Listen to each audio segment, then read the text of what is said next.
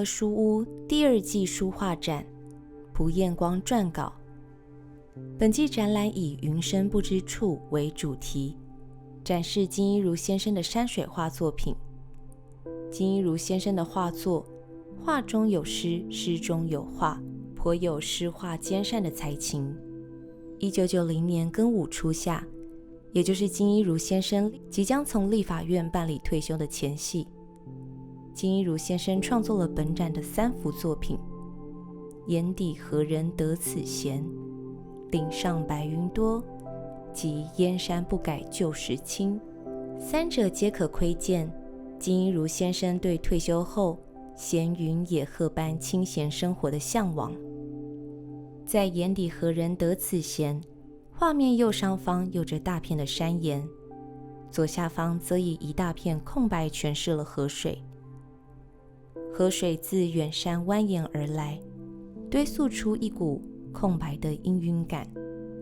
如此以虚为实的俯瞰空间感，可说是中国经典文人画的核心要点。而如何布局空白并承袭道家美学，在局限的画面中创造出无限意象，便是金一如先生对清闲与幽静的寄情了。雨余芳树静无尘，草色朦胧浅待春。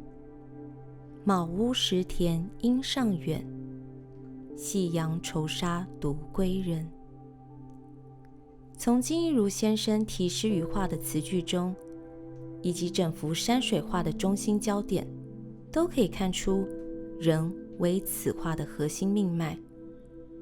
然而画中的文人不仅以背视观众，更将视线着眼在远处的房舍，可看出金一如先生的向往。尽管天地浩渺无穷，仍对家有着无比的坚持与追求。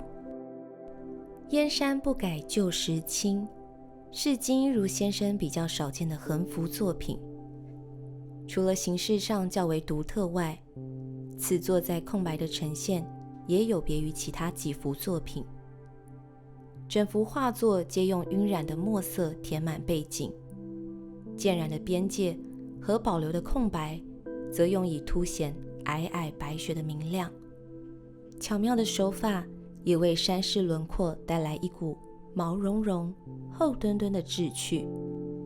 与横向水平形式相对应的，则是特殊的皴法与细碎的线条点法，加诸水平矮坡和笔直树干的勾勒，画面展现出异乎于常的静定与安稳。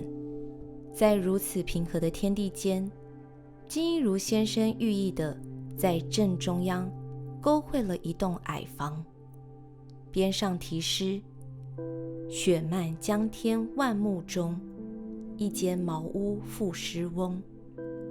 何人醉醒梅花月，踏遍寒山路几重。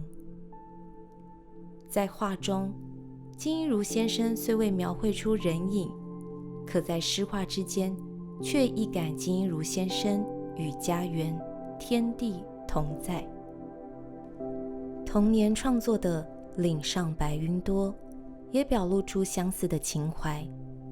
画中一语题诗道：烟云出没有无间，半在空虚半在山。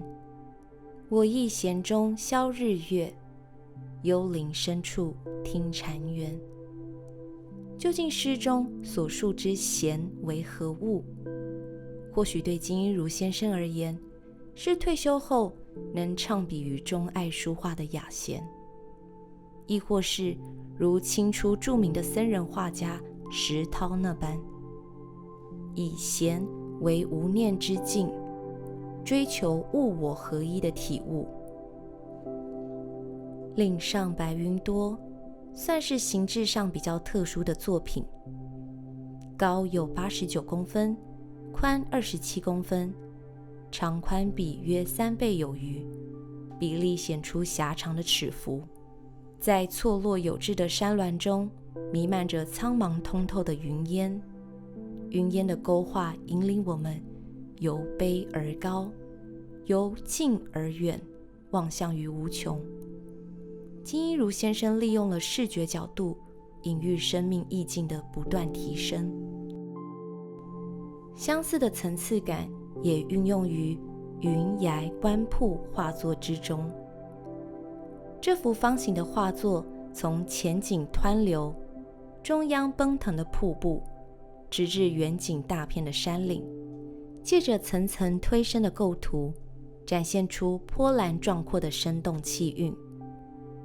然而，与磅礴构图相反，此画晕染光影的手法成了柔和的调剂。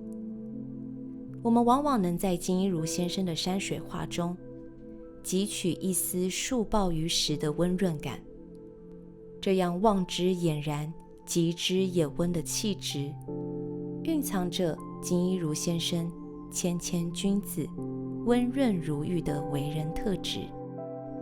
云峰绕翠是个有趣的作品，前述通透的空白烟云或川流，富有层次感的温润山势，皆构筑于此画之中。画面正中央的房舍宛如陶渊明弃官隐居田园，却仍旧眷恋亲人与诗文创作一般。金一如先生将房舍绘制于山水天地之正中，再次地展现出其对家园之重视，同时也透露出艺术家对远离尘嚣的渴望。